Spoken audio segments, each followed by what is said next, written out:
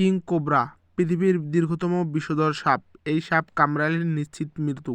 ভারতে প্রায় 350 প্রজাতির সাপ পাওয়া যায়, অধিকাংশই নির্বিষ। তবে বিষধর সাপের সংখ্যাও কম নয়।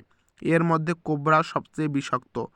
একবার কামড়ালে তৎক্ষণাৎ চিকিৎসা শুরু করতে হবে, না হলে মৃত্যু পর্যন্ত হতে পারে। এই কিং কোবরা সাপের বেশিরভাগ দেখা মেলে দক্ষিণ এবং দক্ষিণ পূর্ব এশিয়ায়।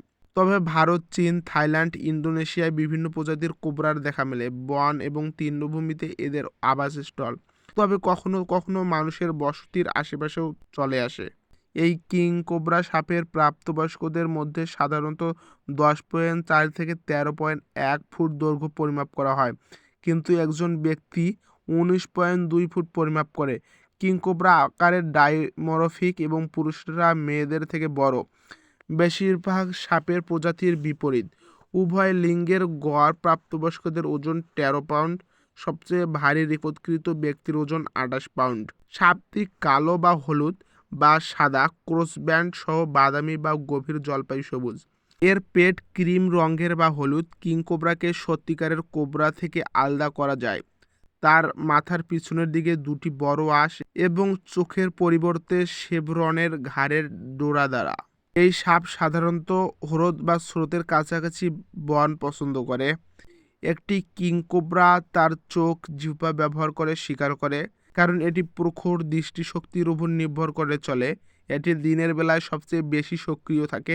সাপের কাঁটাযুক্ত জিহ্বা কম্পন অনুভব করে এবং সাপের মুখে জ্যাক বসনের অঙ্গে রাসায়নিক তথ্য স্থানান্তর করে, যাতে একটি তার চারপাশের গন্ধ স্বাদ নিতে পারে। কিং কোবরা প্রাথমিকভাবে অন্যান্য সাপ খায়, তবে প্রয়োজনে টিকটিকি, ইঁদুর এবং পাখি গ্রহণ করে। এই সাপকে ভয় দেখানো হলে পালানোর চেষ্টা করে, তবে সামনে বিপজ্জনক কোনো কিছু থাকলে তার মাথা এবং শরীরের উপরের তৃতীয়াংশ পিছনে রাখে। এর ফনা প্রসারিত করে এবং হিস করে।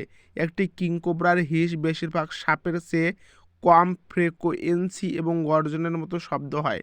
হুমকির ভঙ্গিতে কোবরা এখনও এগিয়ে যেতে পারে, একক আঘাতে একাধিক কামড়ও দিতে পারে।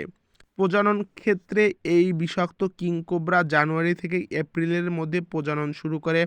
নারীদের জন্য প্রতিদ্বন্দ্বিতা করার জন্য পুরুষরা একে অপরকে কুস্তি করে। মিলনের পর স্ত্রী 21 থেকে 40টি চামড়ার সাদা ডিম পারে। সে বাসার উপর থেকে একটি স্তূপে পাতা ঠেলে দেয়, যাতে পচনশীল ডিমগুলো তাপ দেয়। পুরুষ বাসার কাছাকাছি থাকে এটিকে রক্ষা করতে, যখন স্ত্রী ডিমের সাথে থাকে।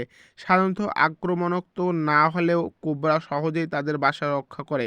শরৎকালে ডিম ফোটে। কিশোররা হলুদ ব্যান্ডের সাথে কালো একটি ব্র্যান্ডেড সামুদ্রিক ক্রেটের মতো। প্রাপ্তবয়স্করা ডিম ফোটার পর বাসা ছেড়ে চলে যায়, কিন্তু সারা জীবন সঙ্গী হতে পারে। একটি কিং কোবরার গড় আয়ু 20 বছর। কিং কোবরা সাপের মনোমুগ্ধকর ব্যবহারের জন্য সুপরিচিত। কোবরার কামড় অত্যন্ত বিরল। কোবরার বিষে নিউরোটিক্স এবং এখানে এনজাইম রয়েছে। 20-30 মিনিটের মধ্যে একজন মানুষকে, এমনকি কয়েক ঘন্টার মধ্যে একজন প্রাপ্তবয়স্ক হাতিকেও হত্যা করতে পারে। কিং কোবরা পুরুষ সাপের দৈর্ঘ্য 4 থেকে 5.5 ফুট, তুলনায় স্ত্রী কোবরা আকারে ছোট। 2.5 থেকে 3 ফুট লম্বা হয়, তবে পুরুষ কোবরার চেয়ে স্ত্রী কোবরা অনেক বেশি আক্রমণাত্মক এবং নিমেষের মধ্যে ছোবল মারে। দিন ও রাতে অবাধে ঘুরে বেড়ায় কোবরা, ফলে যে কোনো সময় কামড়াতে পারে। কোবরা সাপ সাধারণত মাঠ, পশুখাদ্য, আলুর বস্তা এবং শস্যের বস্তার আশেপাশে থাকতে পছন্দ করে। রান্নাঘরের সিলিন্ডারের নিচেও বাসা বাঁধে। ইঁদুর বেশি থাকলে কোবরা সাপের আনাগোনা বেড়ে যায়, তাই বাড়ি এবং বাড়ির আশেপাশ পরিষ্কার রাখা জরুরি। এটি কামড়ালে বমি, ঘাম এবং মাথা ঘোরার মতো লক্ষণগুলো দেখা দেবে। সময়মতো চিকিৎসা না করলে রোগী কোমায় চলে যেতে পারে। কোবরা কামড়ানোর পরে রোগীকে অ্যান্টিভেনম ইনজেকশন দিয়ে ভেন্টিলেটর রাখলে বাঁচার সম্ভাবনা অনেকাংশই বেড়ে যায়। এই কিং কোবরা সাপের আকার পর্যবেক্ষণ এবং ফনার পিছনের অংশ পর্যবেক্ষণের মাধ্যমে গোখরার সাথে এটির পার্থক্য খুব সহজেই নির্ণয় করা সম্ভব। গোখরার তুলনায় শঙ্খচূড় আকৃতিতে যথেষ্ট পরিমাণ বড়। এর ফনার পিছনে প্রচলিত গোখরা এবং খরমপায়া গোখরার মতো চশমা বা গোখুর আকৃতির চিহ্ন থাকে না। শঙ্খচূড় প্রজাতির নাম হচ্ছে ওফিওফাগুস, যার আক্ষরিক অর্থ সাপ খাদক, এবং প্রাথমিকভাবে এটি অন্যান্য সাপ ভক্ষণ করেই তার খাদ্য চাহিদা মেটায়। যে সকল সাপ এটি ভক্ষণ করে তার মধ্যে আছে র্যাট সাপ এবং ছোট আকৃতির অজগর। তাছাড়া আফ্রিকাতেও থুতু ফেলা এবং নন স্টিপিং কোবরা রয়েছে, তবে আফ্রিকান কোবরা এশিয়ান কোবরাগুলির সাথে সম্পৃক্ত নয়। আফ্রিকাতে ব্যাপকভাবে বিতরণ করা একটি ছোট আকার থুতু ভেনম নির্ভুলভাবে শিকারের চোখের দিকে 2 মিটারের বেশি দূরত্ব নির্দেশিত হয় এবং অবিলম্বে ধুয়ে না গেলে এমনকি স্থায়ী অন্ধত্বের কারণও হতে পারে।